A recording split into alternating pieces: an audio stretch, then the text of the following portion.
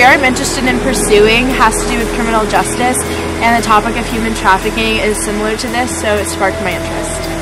I chose the topic human trafficking because when my dad was the American ambassador in Malaysia, he worked closely with human trafficking victims, and I found it really interesting and wanted to learn more about it. So last year I was shown a video of a group that did human trafficking, and that was the first time I heard about the Praxis project, and I decided that I was interested in the topic, and after watching the video I was inspired and I wanted to learn more, and this just proves that how the circle of Praxis works, and that spreading awareness actually does work, and I'm continuing their circle.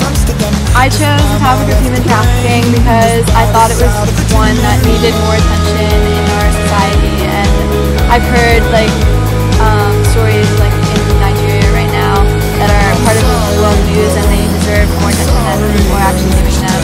So I just wanted to be one of the people who can stand up for injustice.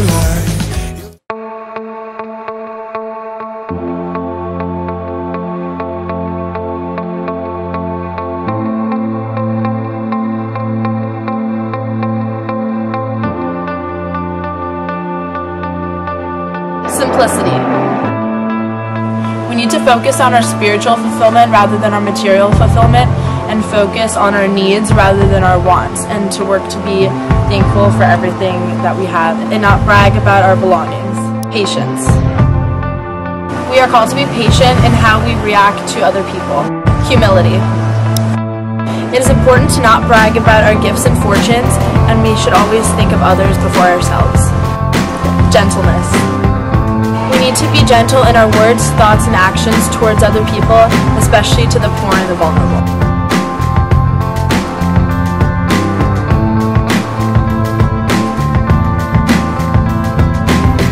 You need to be a person whose eyes are open to injustices and wrongs in society, and someone who wants to prevent them, someone who is aware and wants to take action.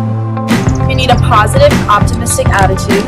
We need to act with love and affection and solidarity as best as we can to show authentic care and respect.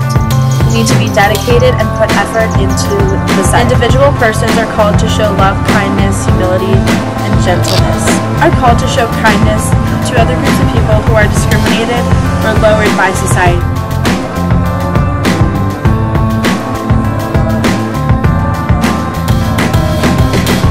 To be aware of the situation in order to look for red flags that women and children are being trafficked, such as bruises, markings, and quiet when spoken to.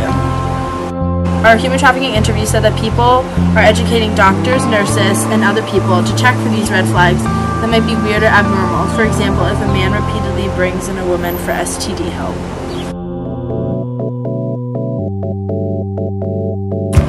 Courage. A lot of people are scared to call services because they are afraid if it is a false alarm that they will be punished, when in reality there is no charge or fine at all. It is better to be safe than sorry. Patience.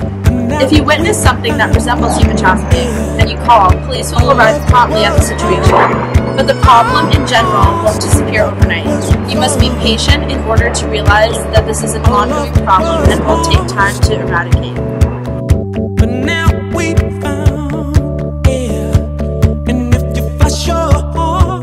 Optimism. Being optimistic that human trafficking will eventually come to an end, and spreading that optimism to the victims of human trafficking when they won't have any optimistic news. We are called to bring up their morale and show that we care. Showing someone that you care can give them an immense amount of hope and courage to move on. Courage. You have to be courageous in order to pick up the phone and call against this injustice. Even if you aren't sure, it won't hurt anyone, and you won't be fined or punished in any way. Patience. This problem won't disappear overnight. It is an ongoing process that is considered the modern-day slavery, and it will take patience to make this problem go away.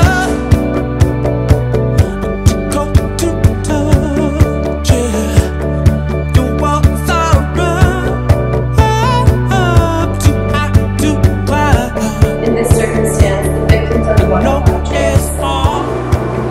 As witnesses to this sin, we have to make the smart choices about where we buy our clothes, and if that company unknowingly supports human trafficking by using forced or unpaid labor to make their products. We also have to make the choices to spread our knowledge about this subject to those who don't know so much about. The perpetrator, or also known as the trafficker, has the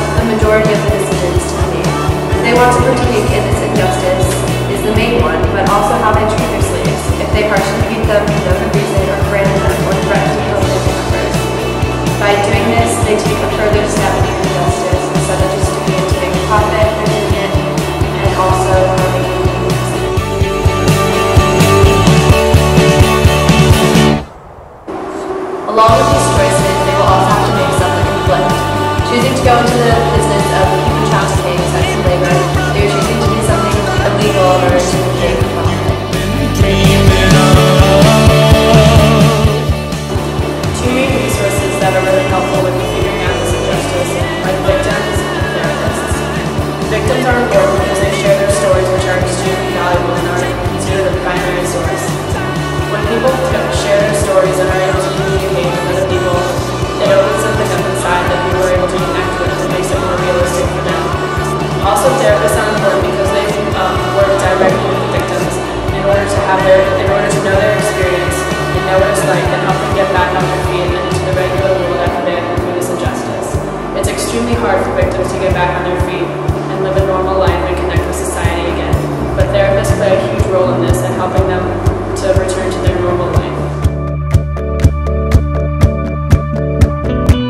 Some social sins that are connected to this injustice is excessive wealth. The traffickers are making more profit and don't care about the people. This boosts the economy because it's cheap labor and more money is being made since the victims don't get paid. Another social sin is slavery.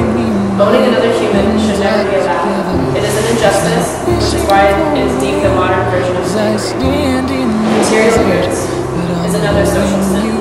With the demand for clothes and shoes and other gadgets that we need, there is a higher demand for these products, making the traffickers need more people in order to meet the basic requirements that our society needs. Taking advantage of the poor plays a big role because human traffickers generally strike the poor depressed and deceive them into thinking that they are being brought into better conditions when in reality it's the opposite. It is hard for people here in our community to behave well because they aren't aware of the situation at hand, don't really know what to look for when this injustice takes place. Another thing is where we live. We don't generally see the poor depressed here in GC. The vulnerable, which is another struggle because we're not witnesses to the injustice and don't know what to look for. It doesn't cross our mind that where we live affected with human trafficking. Well, Francis has been addressing this topic more frequently in the video that we have. Hopefully, with such a powerful figure addressing this topic, will spread more awareness to the public that this is a dominant issue and should be helped to stop it. In the document Evangelia Vitae, Second Vatican Council is quoted, "Whatever is opposed to life itself, such as any type of murder, genocide, abortion, euthanasia, or willful self-destruction, whatever violates the integrity of the human person, such as mutilation, torments inflicted on body or mind, attempts to coerce the will itself, whatever insults human dignity, such as subhuman living conditions, arbitrary imprisonment, deportation, slavery, prostitution, the selling of women and children, as well as disgraceful working conditions where people are treated as mere instruments of gain rather than as free and responsible persons. All these things and others like them are entities indeed. They poison human society and they do more harm to those who practice them than to those who suffer from an injury. Moreover, they are supreme dishonor to the creator." Catholic social teaching challenges us to remember that all good things come from God and He does not want us to suffer. We are the ones who brought bad into the world, not Him. He did not want injustice of human trafficking to occur. He is good and has given us everything. Catholic social teaching is empowering because it says that you can actually do something about injustice instead of just standing by. We can act against human trafficking and work together to end it. Some of the Catholic social teaching themes that are evident in the exploitation and coercion of trafficked persons are shown here.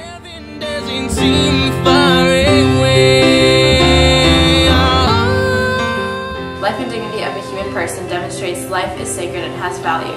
Every person's dignity must be respected. This sacred life has the right to life and to feel safe. All life has been given rights and that they deserve. As members of the Church, it is our duty and obligation to make sure their rights are being met. The exploitation of women and children is a violation to their rights, and we should not stand by and do nothing about it because God does not want this injustice to continue. We are called to play an active role in our community. It is our responsibility to recognize that we are called to help relationships with one another. We are responsible for making survivors of human trafficking feel welcomed into the community. Family and community are the building blocks of society and is what brings us together. The poor and vulnerable should be put first. All decisions that are made must first take into account the impacts they'll have on the poor. We should continue to push to have laws that could eventually end human trafficking. The poor and vulnerable deserve to have a chance to live a non-marginal life. It is essential to treat workers fairly and respectfully. Similar to the life and dignity of a human person, everyone's rights must be respected. There should be fair wages and safe working conditions. It is important that we stay in solidarity with one another. We must share in one's pain. We are one community and one family, and being in solidarity is what brings us together. We must make sure that we do not pity the victims because we do not want to seem superior to them. We are trying to understand them and be there for them in whatever they need. We must make them realize that they are not alone. There are many roles and relationships in this injustice that we should keep into consideration as we work to spread this awareness.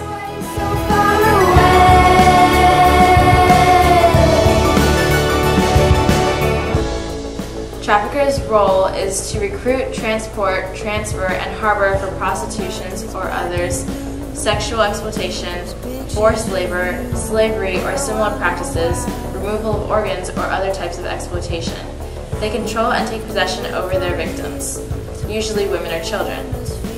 The victims are threatened or forced through coercion, abduction, fraud, deception, abuse of power or vulnerability, giving payments or benefits. The relationship between traffickers and victims also are important in understanding human trafficking. Traffickers are insensitive to the dignity of other people and violate their dignity and rights. Victims are taken advantage by the traffickers through force and coercion, and they lose their respect of their dignity. The community also plays an important role to spread awareness. If you witness it, you should tell someone. Buy fair products. Do your research and see what products of yours partake in child labor or labor abuse.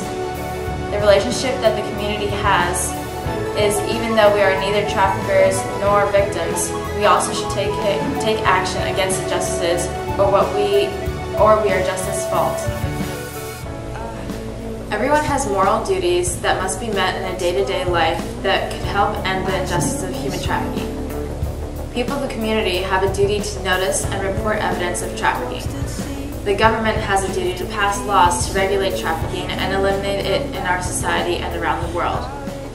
Johns, who are persons who uses prostitutes, should report the traffickers if they see them. They should report ads and get in contact with them. Church communities should advocate against trafficking and inform their community about the injustices of human trafficking. Families shouldn't sell their own kids into slavery under whatever circumstances. All duties are just as important as others. They are equal. Some could be more affected than others, but the attempt and continuous effort to stop the injustices could end it altogether. You can start with one little step and take your part. You can't do everything, but you can do something.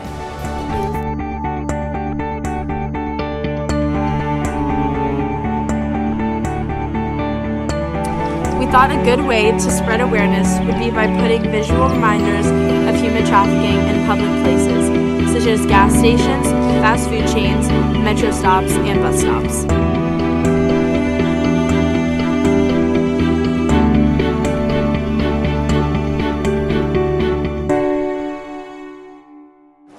Ready?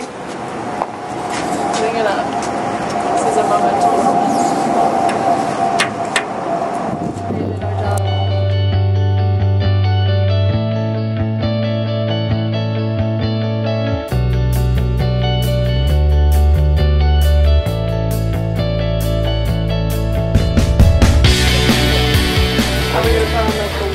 Oh, we're just gonna tape it like right outside. Okay. Right there? Is that fine?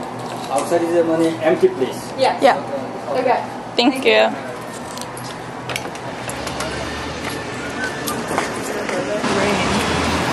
It's gonna rain.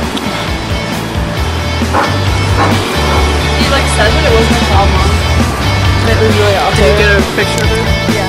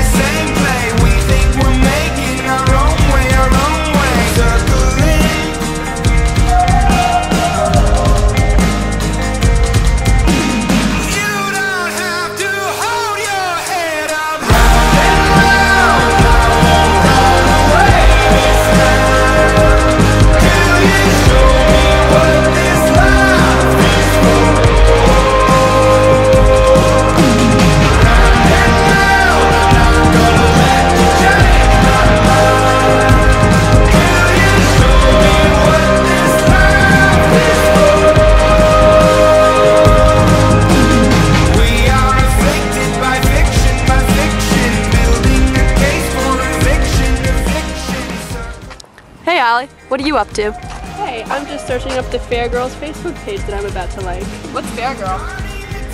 Fair Girls is an organization that empowers human trafficking victims. The organization helps women make jewelry so they can become independent and earn their own wage. What are you doing? I'm calling the Fair Girl organization to see if they can sell jewelry at a spree this year. Hi, my name is Natasha Dixon, and I am a student at Georgetown Visitation. And I was wondering who I would talk to because I would like to have some jewelry sold at an event at my school, if that was possible. Okay, thank you. Can I get your first name and last name, please? Natasha, Natasha. Okay, and your last name? And Dixon, FALL-DICKSON.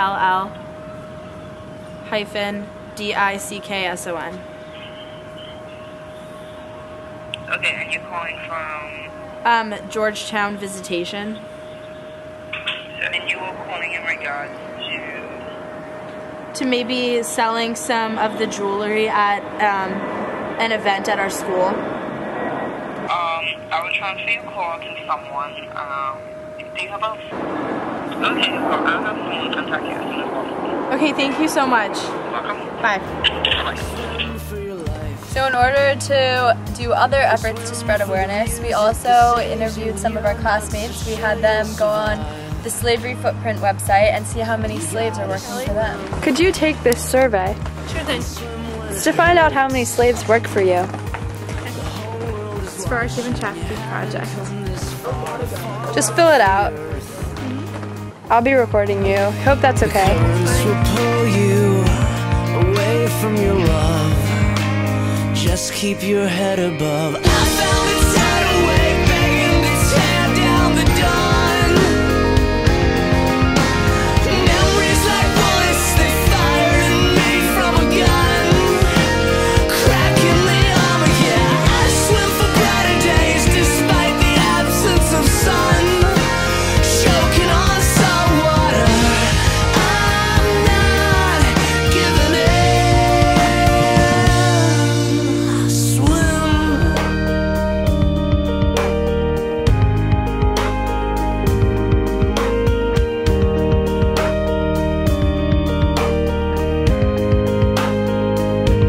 You gotta swim through nights that won't end. Swim for your families, your lovers, your sisters and brothers and friends. Yeah, you gotta swim through wars without cause. Swim for the lost politicians who don't see their greed as a flaw. The currents will pull us away from our love. Just keep your head above. I found a tidal wave begging to tear down the dawn.